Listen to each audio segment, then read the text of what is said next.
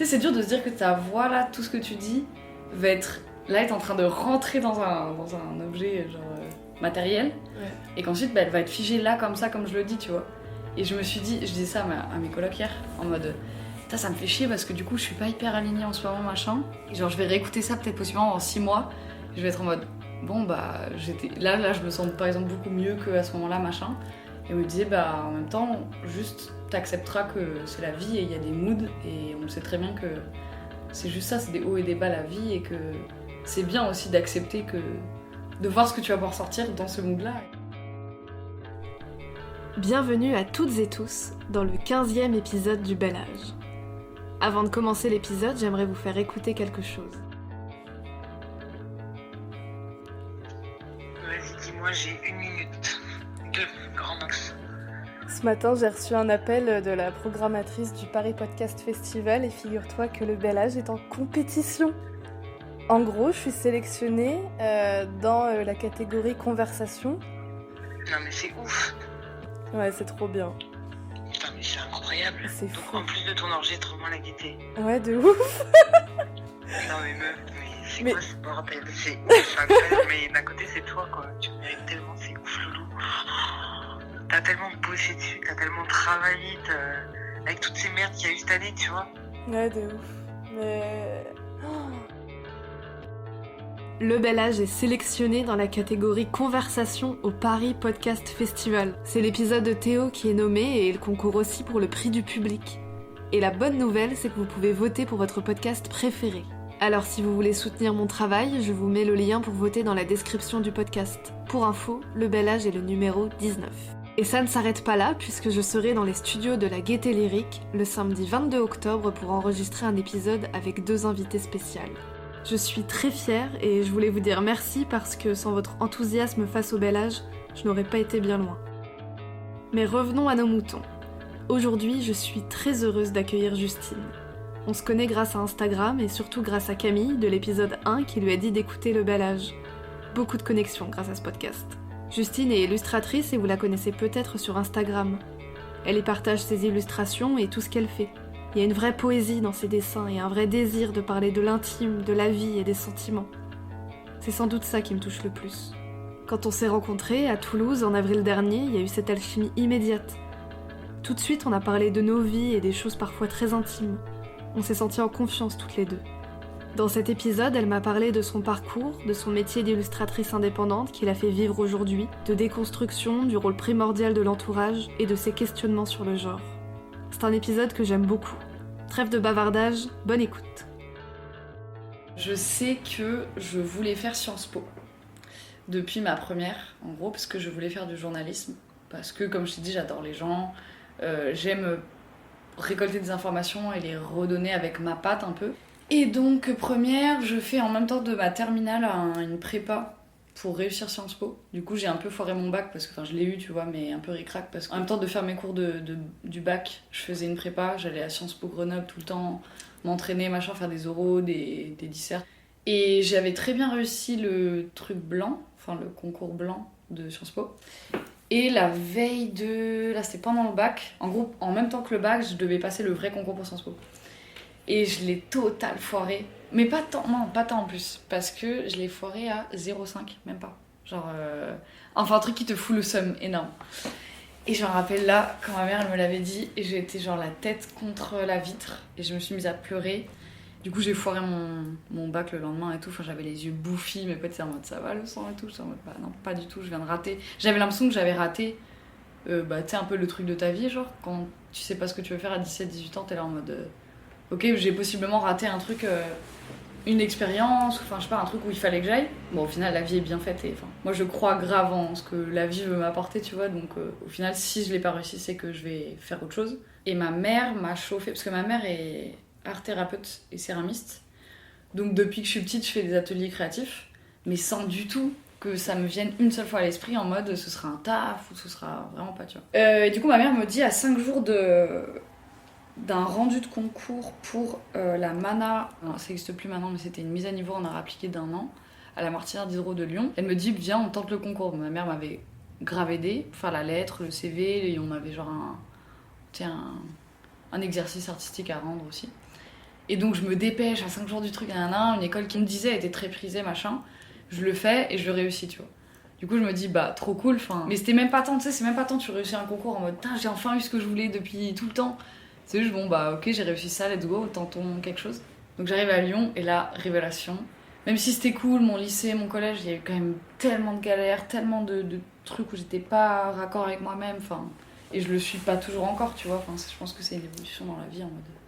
Petit à petit, on devient de plus en plus soi-même, mais vraiment là, je me disais, ok, t'es à ta place, le Gilles, tu vois, là, Enfin, là, c'est bien, t'es entouré de bonnes personnes, de bons profs. Les cours, en plus, c'était trop bien, parce que, bon, ça n'existe plus, mais en gros, t'avais un cours artistique de tous les genres, un peu. Enfin, t'avais du graphisme, du volume, vraiment plus de l'art plastique pur et dur. Bon, je sais plus exactement, mais t'avais aussi de l'histoire de l'art, machin. Donc, tout un panel de trucs, de cours qui pourraient te plaire et du coup te poursuivre dans cette voie, quoi. Et je m'en rappelle de ma prof de graphisme, Madame Mille, qui m'avait dit un jour, Justine, ton taf il est super, mais il faut que tu sois radicale dans ce que tu veux faire et ce que tu veux amener et tout, sois radicale. Et je sais pas, cette phrase m'a popé, tu sais, comme des fois les gens te disent des phrases et tu sais pas pourquoi ça te touche.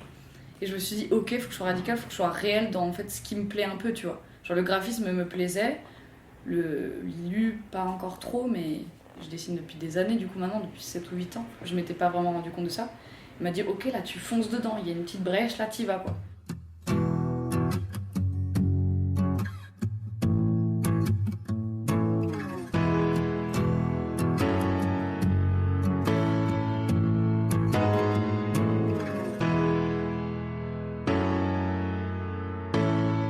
Je pars de Lyon pour aller à Paris pour faire mon BTS en design graphique à Olivier de Serres.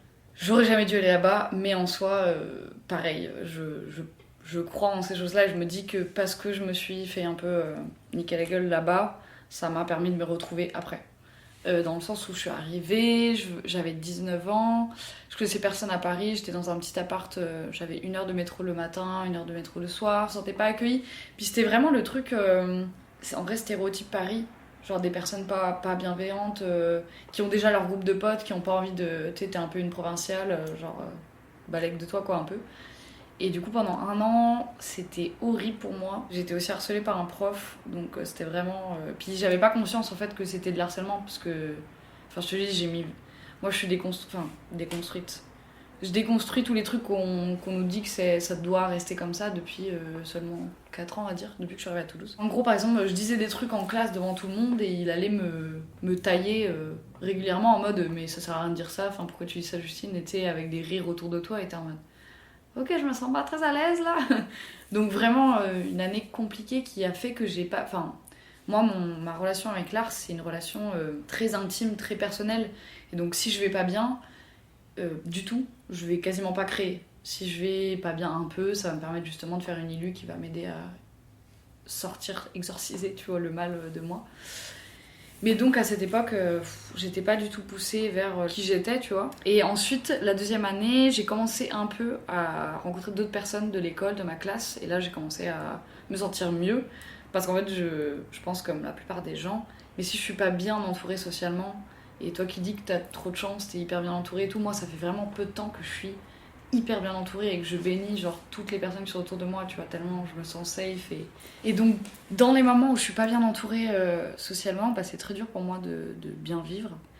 Un peu refus dernière année, et là il faut que je fasse un concours pour poursuivre mes études après le BTS, parce que je voulais continuer les études. Tous les examens, avant d'être sélectionnée, tu vois, pour les oraux, la dernière étape, du coup, j'avais été sélectionnée aux Arts Déco de Strasbourg, de Paris, les écoles que je voulais dans la France, machin. Et en fait, juste, j'étais tellement pas en confiance en moi depuis ces 2 années-là que je venais de vivre. Bah, tu sais, j'arrivais pas à me vendre et j'avais pas confiance donc, dans moi et mon taf. Et du coup, bah, c'était merdique. Je sortais à chaque fois des euros en pleurant. J'appelais ma mère en mode, mais je suis perdue dans ma vie. Genre, je suis trop mal. Je sais pas ce que je fais. Genre, j'ai pas tant de vrais amis, j'en avais quelques-unes, mais pas tant. Et elle me dit, ok, tente Toulouse. Donc j'avais encore une possibilité pour continuer mes études, c'était Toulouse, tu vois. Je lui dis, mais qu'est-ce que je vais foutre à Toulouse, enfin... Et du coup, elle me dit, en vrai, tente-le parce que tu vas regretter. Je dis, bon, ok. Du coup, j'avais fait le dossier, j'avais été sélectionnée, Je me rappelle, je me retrouve là, à genre vraiment, littéralement 50 mètres. Le premier endroit où je suis arrivée à Toulouse, c'était vraiment 50 mètres de cet appart-là, genre. Sauf que je savais pas encore que ça allait être ma future maison. Donc genre trop, enfin tu vois, les petits trucs comme ça me tue. Et je dis mais qu'est-ce que je fous là, genre cette petite ville là du sud, je suis totalement perdue, enfin. Et l'entretien se passe quand même bien. Je me dis bon on verra. Et en juillet du coup les gens se sont désistés et j'ai réussi à être sélectionnée, tu vois. Donc je le savais pas encore, mais la meilleure chose aussi qui me soit arrivée après la Mana de Lyon. Donc là j'arrive en DSA, j'arrive aux Argoulets, c'est pas du tout dans le centre, dans une maison.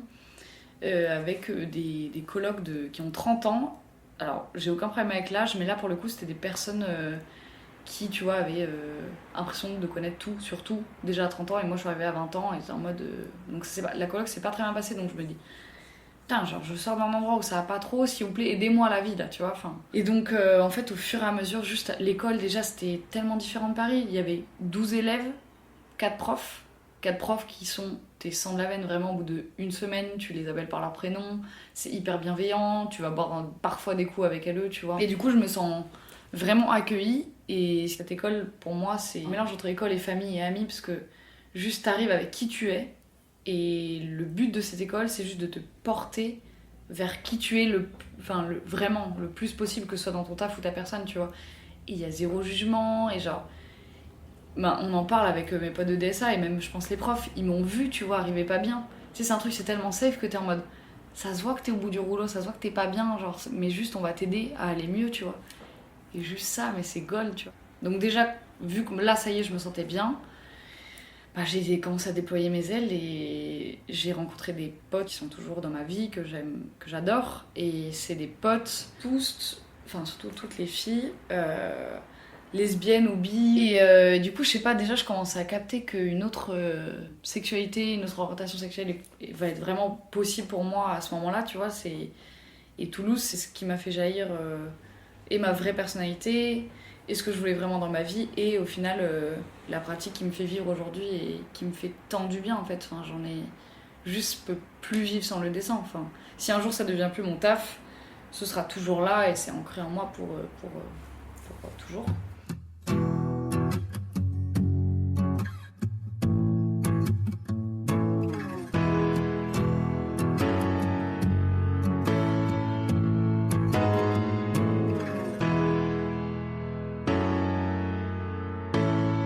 Et donc se passent les 2 années de DSA. J'ai fait un mémoire en 2e année qui m'a ouvert les portes vers le féminisme. C'était un mémoire sur les règles que j'ai ici. Aujourd'hui, je le réécrirai pas du tout comme ça, mais je sais que j'ai...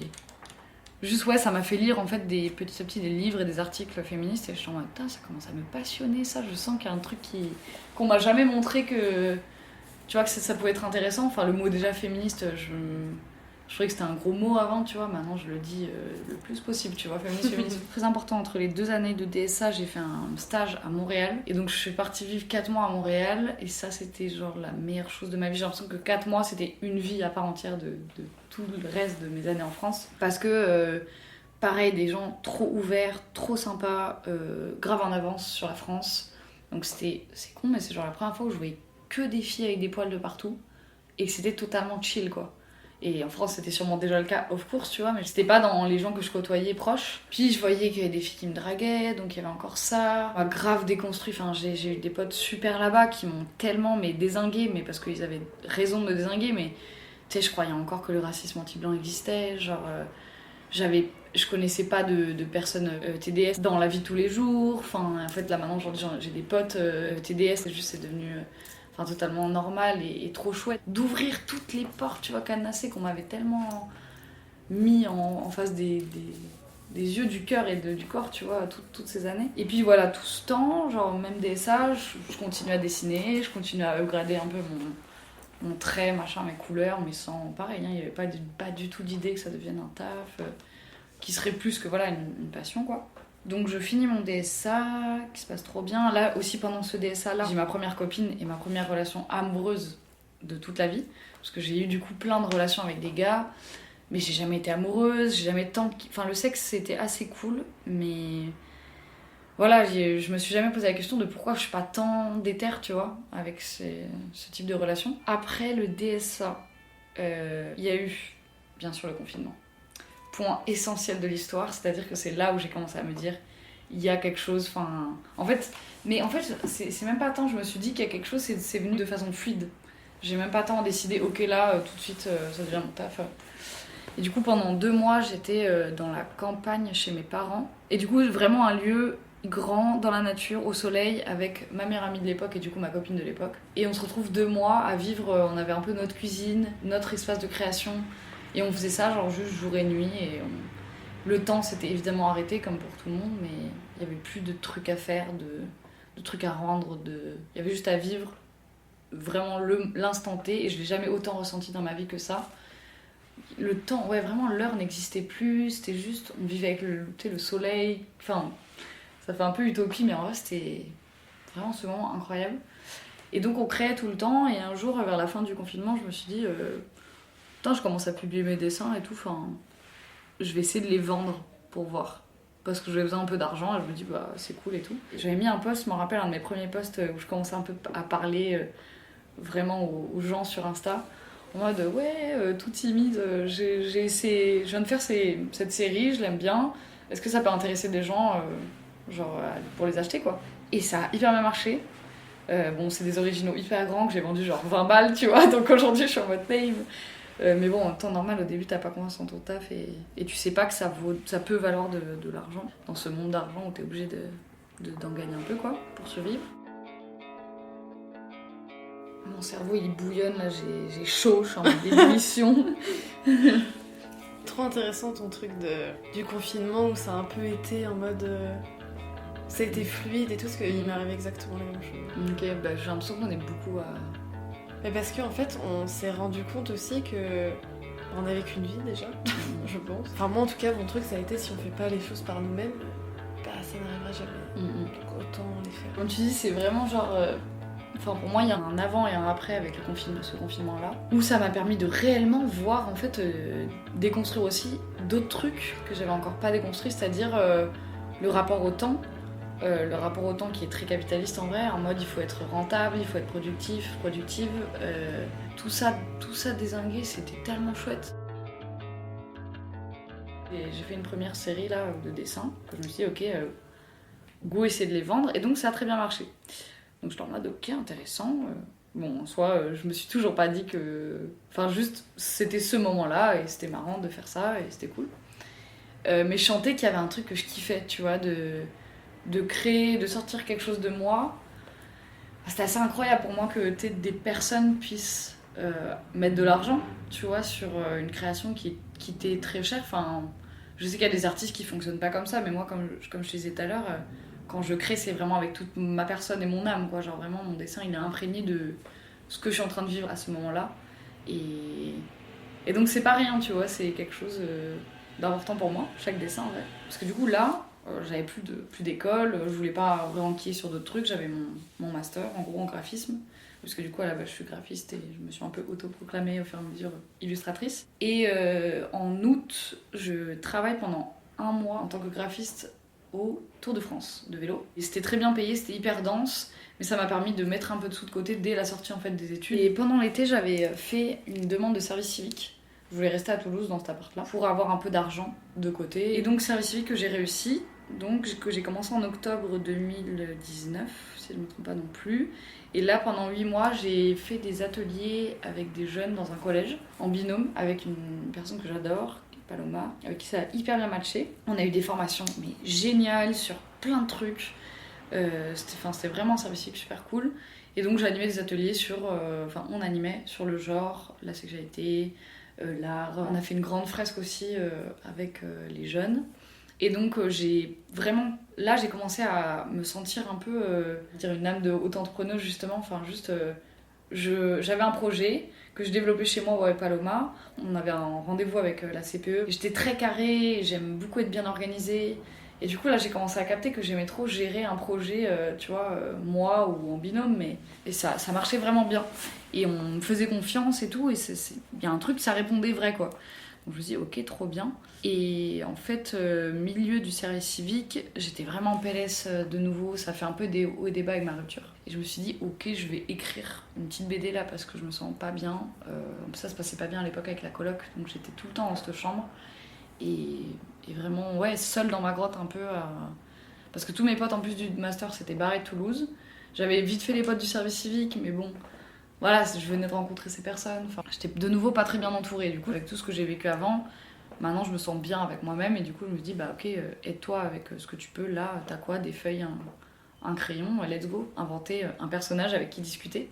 Donc c'est Alice, le premier personnage que j'ai inventé de ma vie pour pouvoir parler de choses librement. Parce que parfois, Alice, dans la BD, je lui fais dire des trucs qu'en fait, c'est moi. Enfin, je pense moi, mais juste j'étais un peu... C'est mes premiers questionnements sur le genre et tout, donc j'osais pas que ça vienne de moi. Et donc pendant 3 mois non-stop, limite tous les jours, j'écrivais avec Alice, et donc avec moi-même, sur ma rupture, sur le féminisme, sur ce qui se passait dans ma vie, quoi. Et je sais pas, je sentais que ce projet était cool. Après le premier chapitre, j'ai dit ok, t'en fais une BD, tu verras ce qui se passe. Juste là, écoute-toi, lance-toi et... Bon, c'est là où j'ai commencé à beaucoup faire trop de choses au fur et à mesure et que je me suis oubliée et de fil en aiguille burn-out. Et donc cette BD, je la finis en 3 mois, je fais un crowdfunding et je la vends, ça marche très bien. Donc ça me permet d'avoir... je crois que j'avais gagné quand même 5 000 €, ça m'avait coûté 3 000 € d'impression, parce que du coup, toutes les choses sont à tes frais. Et j'avais réussi à mettre 2 000 € pour un projet, pour moi, c'était incroyable, tu vois, genre... après, en plein milieu de mon service civique, enfin, avec la rupture à gérer, la coloc qui se passait mal, enfin... Vraiment mood intense, les gens commençaient un peu à me suivre sur les réseaux, du coup j'avais un peu des projets aussi à droite à gauche, donc je me suis dit ok là c'est bientôt la fin du service civique, c'est en train de se déporter tout seul vers un truc haute entreprise quoi. Et en fait j'ai dû me faire un statut du fait de la BD, puisque je voulais la mettre en librairie et il fallait avoir un numéro de sirette machin. Donc c'est là où j'étais encore dans le service civique et je me suis dit bon bah je fais je me rappelle tout un truc de paperasse, d'impôts, machin... Comme je te disais, vu que j'allais pas bien en dehors de l'appart en gros, j'étais tout le temps ici et j'étais à fond dans ce nouveau truc que je découvrais et en fait je tapais sans cesse, mais pour moi c'était une passion, mais je me rendais pas compte que j'étais en train d'abîmer mon mental en fait et mon corps. Tu vois, je me réveillais là, j'avais mon carnet là et mon Mac et en fait j'avais encore les yeux, tu vois, limite fermés en pleine nuit, j'allumais mon truc et j'écrivais, je dessinais, je prenais les commandes parce que je lançais des t-shirts aussi en même temps. Enfin, juste, quand j'y repense, mais what the fuck, je veux plus jamais vivre ça en vrai. Enfin, même si ça... On en parlait avec ma mère il y a quelques jours. Ce moment hyper intense, je veux pas le revivre, mais c'est ce qui m'a permis aujourd'hui d'être hyper chill. Parce que ça va, j'ai créé le terrain avant en fait. Et là, c'est juste, je récolte les fruits de toute l'énergie que j'ai pu donner avant. Et là, je suis en mode, ok, bah je fais plus que ça. Là, aujourd'hui, c'est ce que je préfère vivre. C'est juste...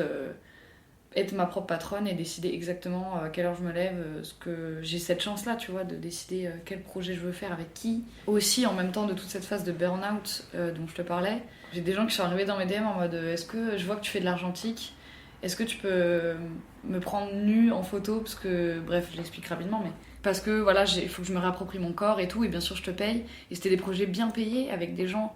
La photo elle est juste derrière de la... Oui, c'est ça. Ouais, tu vois, c'est grâce à Lauriane. photo que je t'ai connue. Ok, bah Lauriane, vraiment, si tu m'entends, je t'aime beaucoup.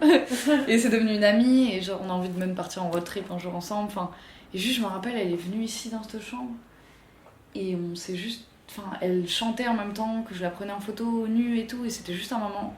Mais moi, c'était hors du temps. Enfin, j'étais en mode... Là, je suis en train de me faire payer pour un truc qui est genre incroyable. Et juste, je suis en train de vivre un moment avec une personne, mais ça me fume, quoi, c'est trop le feu. Et du coup, je suis en mode, mais en fait, je veux vivre ça toute ma vie. Je vais faire en sorte de vivre ça toute ma vie, tu vois. Et ce moment avec toi, pour moi, ça va avec. Parce que pourquoi t'as envie de me parler, peut-être c'est parce que t'as vu mes dessins et tout, enfin, j'en sais rien. Mais je suis en mode, ok, je vois que mes dessins me permettent, enfin, mon art me permet de vivre des choses avec des gens. Et c'est ce que je préfère, en fait, vivre des choses avec des gens. Que ce soit dur ou facile, mais, ou beau ou plus compliqué, mais... Et pareil, en même temps, il y a comment elle s'appelle, Lydia qui m'appelle pour que je fasse sa vitrine d'une fripe. Donc c'était ma première vitrine. Enfin, tout un truc qui est en train de se popper sans que vraiment je capte. Et du coup, j'en mode, ok, c'est le feu. Globalement, là, je fais plus que ça. Après, je fais plus que ça, c'est-à-dire le dessin, mais en vrai, il y a aussi de la photo. L'année dernière, en septembre, j'ai travaillé au printemps de septembre à Toulouse, c'est tous les 2 ans. T'as une biennale d'art contemporain, en gros, et il y a plein de lieux qui sont investis dans la ville. Et je travaillais dans un des lieux, et en fait, mon travail était exposé aussi. Enfin, du coup, je peux faire plein de trucs qui sont en soi en rapport avec mon taf, mais qui sont pas forcément que des commandes de dessin pur et dur, tu vois. J'ai vraiment envie de tenter plein de trucs différents, machin. Et donc j'en vis aujourd'hui, j'en vis bien, donc c'est incroyable. J'en vis bien, après j'ai vraiment pas un niveau de vie incroyable, hein, tu vois. Enfin, je fais pas des choses tout le temps, machin, mais en tout cas, ouais, je vis de ça et je suis trop fière. Et pour l'instant, c'est encore un cadeau, tu vois. Je suis en mode, je réalise pas encore, enfin vraiment. Juste, je me laisse pas mal porter, mais ça devient de plus en plus conscient. Le truc positif du burn-out, c'est que ça m'a appris à vraiment gérer mon temps de travail, même si c'est une passion, il faut que je fasse attention à ma santé mentale et physique, tu vois. Et maintenant, je travaille plus trop sur ce bureau. J'ai un bureau, normalement, comme dans le salon, avec des colocs qui sont hyper bienveillants. Donc, je peux enfin, tu vois, pendant 1 an et demi, je mettais aucun dessin en dehors de ma chambre, tellement j'étais pas safe. Maintenant, tu vois, ça s'extend et genre, ça va avec mon mood qui s'étend aussi, tu vois, de bien-être, en fait, dans mon taf et que j'assume de plus en plus de le montrer.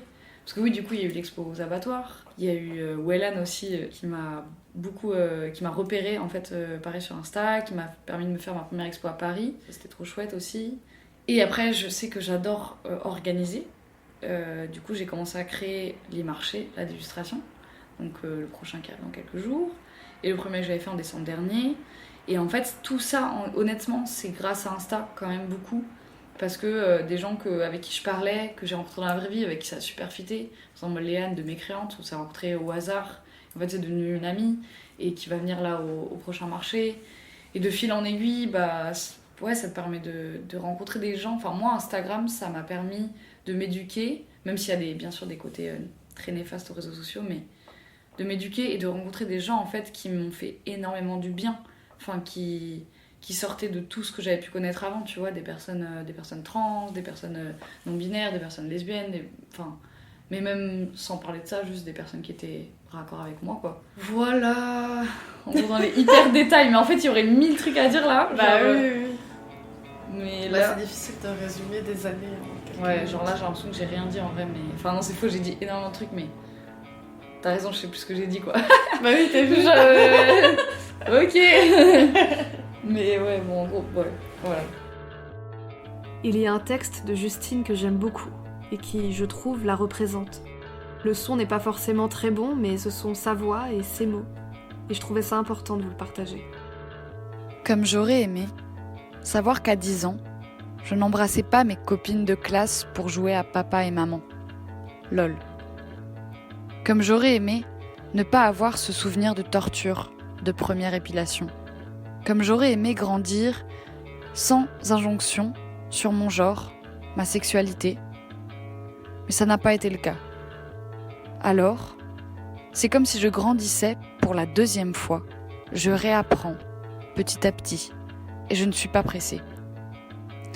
Ce que j'ai vécu a parfois été dur, très dur, parfois magnifique.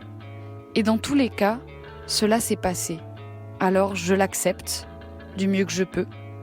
Et tout ça m'a permis de me renforcer, m'a rendu plus sage, parce que j'ai aussi appris qu'on peut construire quelque chose de beau, avec les pierres qui entravent le chemin. Et sur mon chemin, je découvre qu'être illustratrice, féministe, militante, queer, écologiste et j'en passe, c'est qui je suis et c'est sacrément beau. Parce que dans ce monde méga chelou, faut s'accrocher, faut s'épauler. Alors on se lâche pas, je vous lâche pas. Et puis, je vous plains, celles qui pensent encore qu'être gay, lesbienne, transgenre, non-binaire, pan, bi, c'est moche. Vous devez bien vous ennuyer. Parce que sachez que nous sommes des êtres juste incroyables. À tous mes adelphes, à tous nos alliés, je nous aime tellement. J, du Big Love. Et puis je voulais parler du genre avec Justine, parce que je sais qu'elle le questionne beaucoup dans ses illustrations, et évidemment dans sa vie. En fait, moi c'est un sujet qui est encore assez en construction en moi, donc c'est un peu dur d'expliquer précisément les choses, mais je sais qu'il y a des étapes notables.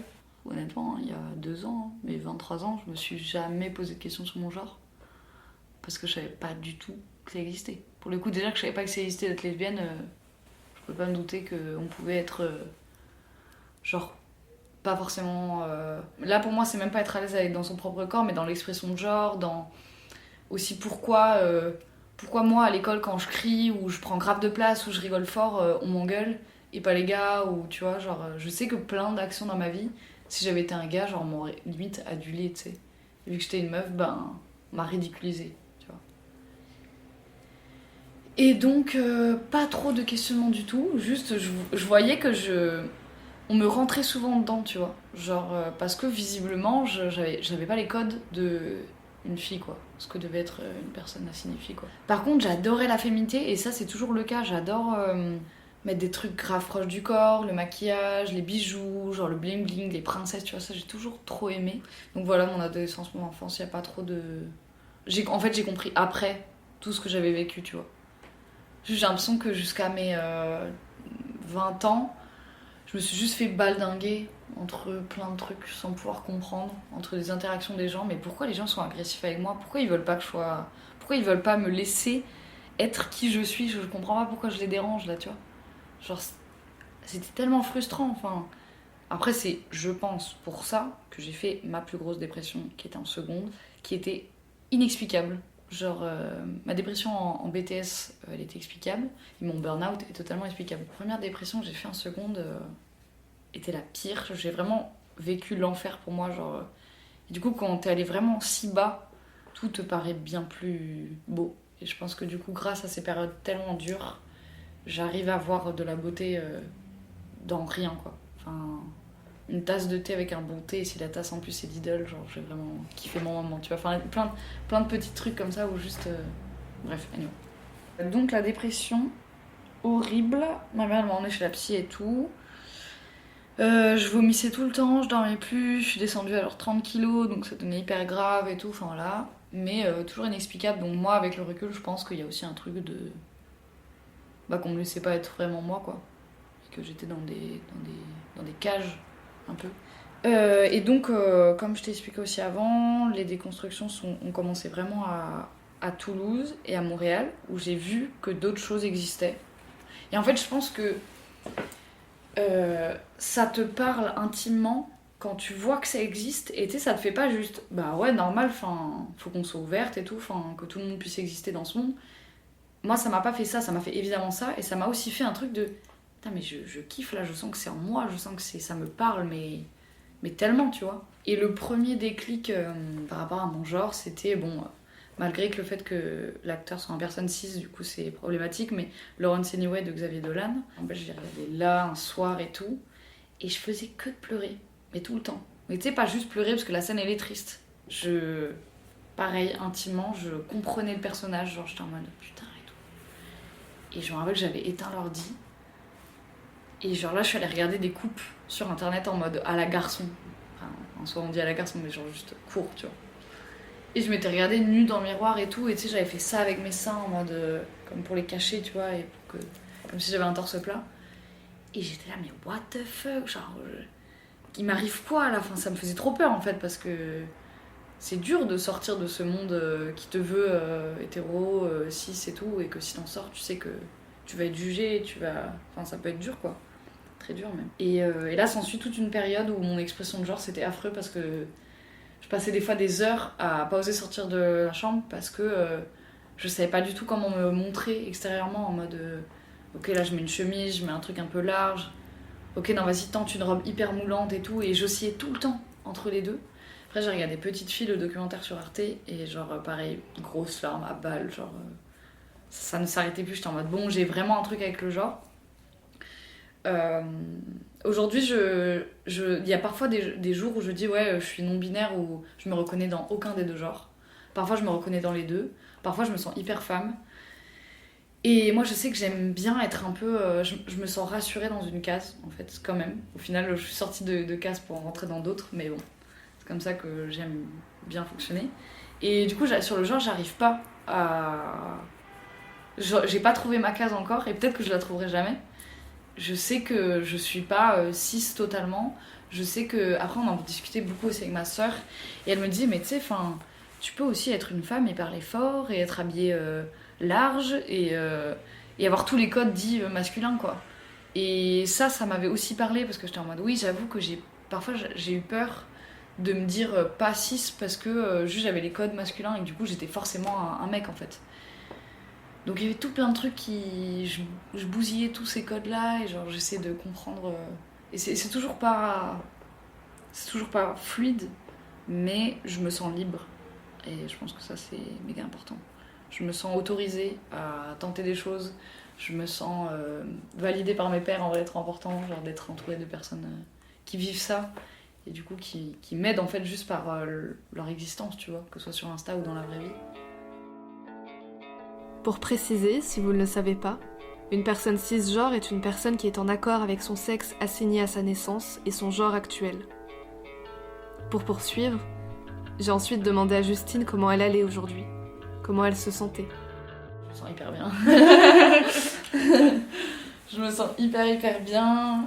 Comme on a dit, je me sens très chanceuse. Et comme je t'ai dit aussi, je pense que j'ai vécu beaucoup de traumas. Que j'ai pas expliqué là, mais que ce soit mes 3 grosses dépressions quand même, qui sont bien hard. J'ai failli mourir une fois en accident de voiture. Je suis vraiment passée à 2 doigts, donc en fait, quand tu sais la phrase toute con en mode la vie ne tient qu'à un fil et tout, bah quand tu le vis vraiment à l'intérieur de ton corps, honnêtement, tu vois vraiment pas la vie pareil quoi. Et voilà, comme plein de personnes assignées filles et tout, j'ai vécu des agressions sexuelles, machin, donc des trucs qui font que aujourd'hui avec ce que je vis là, c'est tellement paisible par rapport à avant quoi. Enfin, et limite c'est horrible de dire ça, mais en tout cas au moins pour l'accident de voiture et les dépressions, j'en ressors vivante et assez bien. Je remercie ces moments-là, tu vois, parce que c'est un mal pour un bien, ça m'a fait voir le dark side de la vie et voir les choses plus posément maintenant. Et je suis très bien entourée, et même si ça a été très dur ces questionnements sur le genre, sur la sexualité et tout, là je me sens quand même assez là où je dois être quoi. Ma place, et genre le fait de vivre de mon ILU. Puis l'ILU c'est vraiment un refuge trop important pour moi quoi. Si ça va pas, je prends une feuille, un crayon, et comme je t'ai dit, je dis tout ce que j'ai besoin de dire. Notamment là je pense à une ILU qui est en face de... Je peux te la lire ou pas? Oui. Parce que justement elle c'est une ILU où j'étais vraiment perdue. Et du coup j'avais écrit: c'est la fin d'une étape et mon cheval et moi ne savons pas où aller. Peux-tu nous guider? Du coup j'avais créé un personnage dans mon dessin pour m'aider à... Enfin je sais pas, à discuter quoi. Et j'avais dit où m'amène la suite. Et donc la personne qui devait me guider dit: tu dois continuer de tendre vers ton objectif. Je t'aiderai à le trouver. En attendant, sois patiente, sois forte. Je t'apporterai guérison et reconstruction. Une page s'est tournée, mais tu as encore tout un chapitre à écrire, puis un livre, voire un tome 2. Je te regarde et te protège, tu peux avancer. Ce que je peux te promettre, c'est que tu avances dans la bonne direction, continue. Tu vois, c'est des trucs qui me sortent comme ça, genre sans vraiment réfléchir, mais qui m'aident trop. Et... je sais pas, peut-être ça peut faire rigoler et tout, mais moi je sais que j'ai besoin de croire en des guides, en des... Genre ma grand-mère elle m'a toujours dit parle à ton ange gardien, à ton étoile, elle te guidera et tout. Et du coup j'ai jamais perdu ça, et je pense que dans les dessins ça se sent. Tu vois. Et puis je lui ai raconté à quel point j'aimais son travail, parce qu'elle fait un constat de sa vie, à un moment T, de choses parfois très intimes qu'elle partage ensuite aux autres sur Instagram. La force de ces illustrations, c'est sans doute ça. Sa sincérité absolue. Je pense que ça parle pas forcément à tout le monde, mais ça parle aux personnes à qui ça parle, quoi. Enfin, je veux dire, on n'est pas tous pareils sur le fait de oser poser son intérieur en dehors de soi. C'est quand même quelque chose, tu vois. Et je sais aussi que, comme je crois que je te disais ça au début, genre de moi montrer ce qui se passe en moi et dans ma vie et dans mes questionnements, machin. De les partager déjà de une. Moi, ça permet qu'elles ne m'appartiennent plus à 100%. Comme ça, je me libère d'un truc, tu vois. Genre en mode, c'est bon, c'est sorti. Et ensuite, de le montrer aux gens, y a une partie qui est plus à moi et qui peut... Et comme les gens sont hyper bienveillants sur mon réseau social, j'ai de la chance sur ça, en fait, ça naît il peut naître des discussions ou juste en fait des gens qui sont là en mode, mais merci, tu vois, genre, ça m'a parlé. Et moi ça me fait trop plaisir, enfin, genre juste je le fais pour moi, mais si ça peut parler à d'autres gens, enfin, c'est juste cadeau bonus pour moi encore plus quoi, enfin juste genre à chaque fois qu'une personne me dit que, je sais pas, qu'elle aime mes dessins ou que ça lui parle et tout, mais ça m'émue de ouf et je suis en mode... Je pense que je m'y habituerai jamais, tu vois, enfin, je suis en mode, mais... Enfin, c'est trop chouette. Et en fait aussi, enfin, moi je me reconnais dans les Insta où les personnes décrivent leur vécu, parce que ça m'aide à me construire aussi. Je me construis de plein de vécus différents, tu vois, et du coup je me sens comme faire partie d'une bulle de bienveillance en mode venez, on se partage des trucs et ça nous fait grandir inconsciemment, même parfois, juste moi je peux lire un post ou consciemment, mais ou même je vois un dessin et il me fait du bien et tu sais, je comprends pas pourquoi. Et juste ça peut peut-être faire réagir des trucs à l'intérieur de moi et tout. Donc ouais, je sais que j'ai besoin de beaucoup partager. Après c'est aussi ma personne, tu vois. Mais pareil dans mes stories, enfin, je me rappelle au tout début quand j'avais pas du tout posté de dessin, j'ai toujours fait ces longues stories là de journal de bord avec 1000 photos machin. Et je les fais toujours pour moi. Et puis au début il y a beaucoup de gens qui se moquaient en mode putain mais enfin trop chiant, t'en mets beaucoup trop et tout. Et je leur disais bah vous êtes pas obligés d'écouter, tu sais, enfin. Puis genre j'ai tellement été critiquée dans ma vie, comme je pense plein de gens, puis harcelée et tout. Je me dis de toute façon, quoi que tu fasses, tu seras jugé. Quoi que tu fasses, il y aura des gens, ça leur cassera les couilles ou les ovaires. Mais maintenant je m'en fous, tu vois, je le fais. Et puis tant mieux si ça répond à des gens, si ça parle à des gens. Et aujourd'hui c'est le cas. Et ces journaux de bord, ils sont genre trop importants pour moi, tu vois. Enfin, alors déjà que je monte beaucoup, mais c'est toute la partie émergée de l'iceberg que je veux bien partager. Et après, là t'as tous mes carnets... où j'écris dedans depuis que je suis petite. J'ai une espèce de boîte chez moi avec mes je sais pas combien de journaux intimes depuis mon CM2 jusqu'à maintenant, tu vois. Et il faut aussi que je cultive mon jardin secret, tu vois. Ça c'est un truc qui parfois a pu me porter préjudice de quand j'avais pas encore confiance en moi et tout. Je déballais grave de trucs en me disant, enfin c'est même pas que j'avais pas confiance en moi, c'est que j'avais pas compris que le monde pouvait être un danger, tu vois, que les gens pouvaient être mauvais. En vrai on le sait quoi. Et que je déballais des trucs, puis je me faisais grave juger et tout. Donc maintenant, je sais jauger ce que je peux partager, avec qui, comment. Et juste, je pense à... Je te parle des carnets, là, j'ai commencé un petit carnet, le petit rouge que tu vois, là, avec les perles. C'est un petit carnet où toutes les semaines, je marque ce qui a été beau pour moi, ou pas beau d'ailleurs, mais par semaine et pendant un an. Et du coup, à la fin, je vais relire ce petit carnet, je vais être en mode... Ouais, c'est ça et tout. Mais tu sais, en mode vraiment factuel, parce que... Ensuite, j'ai le gros carnet où tu sais, je vais développer, surtout quand je vais pas bien, tu sais, des pages et des pages en mode je vais essayer de comprendre pourquoi ça va pas et tout. Et là, c'est vraiment des petits trucs et j'ai trop hâte. Genre, ce petit objet, il va être pépite à la fin, genre de l'ouvrir le 31 décembre 2022. On me dit waouh, ok, let's go pour la suite.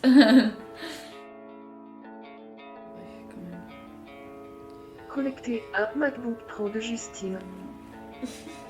Non, j'adore quand elle me parle. FKJ. Ça fait longtemps que j'ai pas réécouté, je pense, ça dit. Pourquoi je connais? T'as pas partagé un truc récemment? Non. Ça fait longtemps que je l'écoute plus. Je l'aimais trop. Je crois que ça me disait plus, mais ça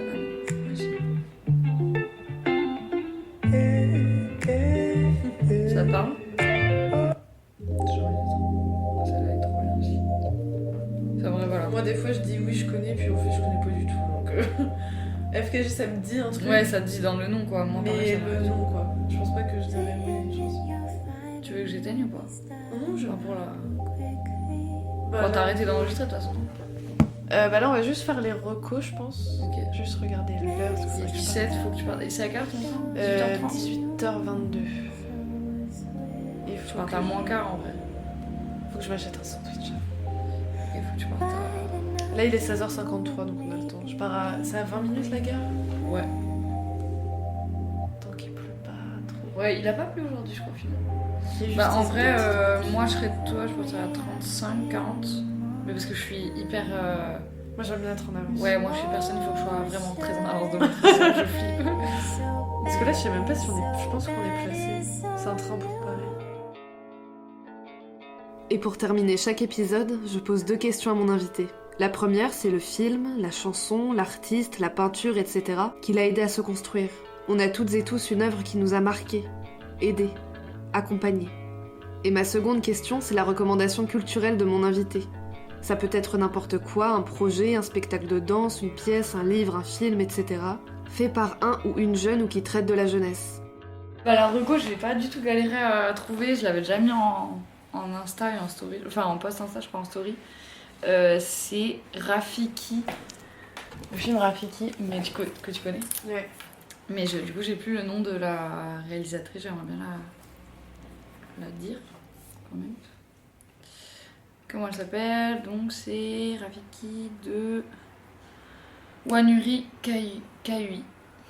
Je sais pas si ça se dit comme ça. Un film donc lesbien que j'avais vu avec mes parents il y a 2-3 ans. Et déjà j'avais adoré, je sais pas, les images du film, les couleurs, genre la mise en scène, le dialogue, enfin genre vraiment tout était chouette. Et genre en fait quand le film s'était éteint et j'avais dit ouais bonne nuit et tout, rapido c'était, alors que normalement en souvent avec mes parents on reste dans le salon tu vois et on parle du film et tout. Genre voilà je suis fatiguée. Genre. Et j'étais montée dans ma chambre et j'avais fondu en larmes. Et j'avais envoyé des messages à mes potes en mode les gars, je crois que je suis lesbienne, je suis en PLS. Et là, je suis presque sûre, je viens de finir un film. Et c'est trop bizarre, c'est vraiment ce film. Enfin, même si avant, tu sais, j'avais déjà eu sûrement des petites. Enfin, que ça s'était présenté à moi, tu vois, mais j'avais pas vraiment compris. Et là, j'ai vu ce film et ça y est, j'étais lesbienne, quoi. Enfin, du moins, j'aimais les femmes.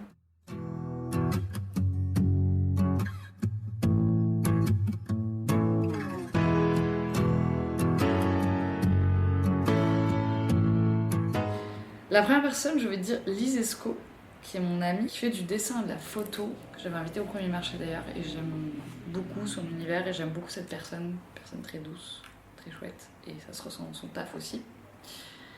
La deuxième personne, je vais dire Camille Meyer. D'ailleurs, c'est une bague que je porte d'elle, là, en céramique. C'est trop beau. Elle fait, j'aime trop ses dessins, ses couleurs. Et elle le fait sur des supports graves différents et je trouve qu'elle les met trop bien en valeur sur son Insta. Margot Criseo sur Insta, j'adore son dessin, la façon dont elle écrit. Moi j'ai 3 artistes qui m'inspirent énormément, c'est Margot Criseo du coup, Juliette Mancini et Liv Stromkist dans leur manière de réaliser des dessins, les histoires et tout. Enfin, j'ai que des trucs d'elle ici. Hein. Je vais aussi faire un petit appel par rapport à Club de Surf Queer. C'est un Insta qui vient de démarrer là sur des personnes qui surfent, qui sont queer ou au moins femmes et pour un peu se retrouver entre nous en vrai pour aller surfer. Et du coup, s'il y a des personnes qui sont queer et qui surfent, ce serait cool de se mettre en contact avec cet Instagram. Si jamais. Et je vais recommander un podcast qui est Le Bel Âge. Qui est vraiment un podcast incroyable que j'adore. Et vraiment, vraiment merci. Parce que ça fait peu de temps que j'écoute des podcasts et tout. Parce que j'arrive pas à faire des trucs en même temps d'écouter. Du coup, tu sais, c'est quand même souvent entre une demi-heure et possiblement 1h30 où t'es là. Genre, tu fais rien sur ta chaise et t'écoutes. Et il y a le premier podcast qui m'a vraiment plu, c'était Intime et politique. J'ai vraiment adoré sur la politique des putes. Ça c'était ouf. Et le tien après vraiment ouais je me rappelle que direct après c'est parce que Camille que je connais m'avait conseillé tu vois d'écouter et tout de suite c'était chouette et je passais à chaque fois des très bons moments donc ça a aucun sens de recommander le podcast sur le podcast mais voilà c'est fait. Moi j'adore, j'apprécie. Oui c'est pour faire un petit big up tu vois. Big up à toutes mes sœurs. Là tu mets Diams. Merci beaucoup. Merci à toi. J'ai l'impression d'être un peu une politicienne en mode merci à vous, merci à vous. J'arrive. À chaque fois ça me fait rire.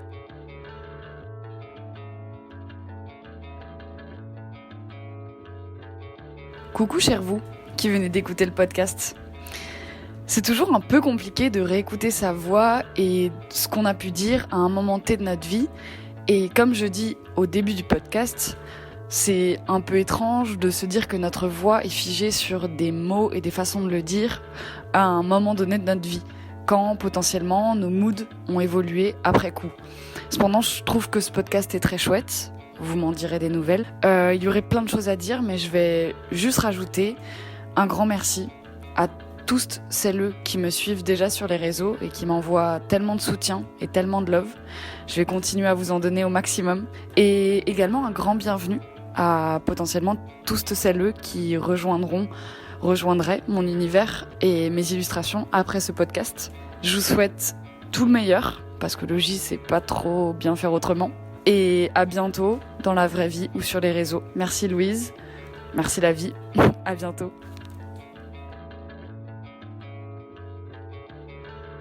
Merci tellement à Justine pour ce moment.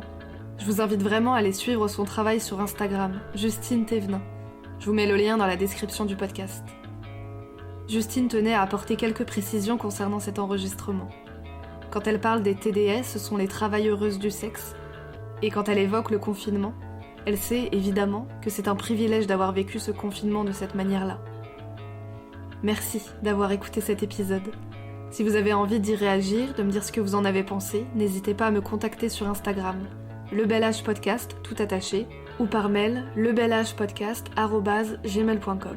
Si vous avez écouté cet épisode sur Spotify ou Apple Podcast, n'hésitez pas à noter Le Bel Âge. Ça permet d'élargir la visibilité de mon travail et à ce que le podcast touche une plus large audience. Et dernière chose, n'oubliez pas d'aller voter pour le prix du public. Le lien est toujours dans la description du podcast. Nous, on se retrouve en octobre pour un nouvel épisode et je vous laisse avec l'une des reines. À bientôt.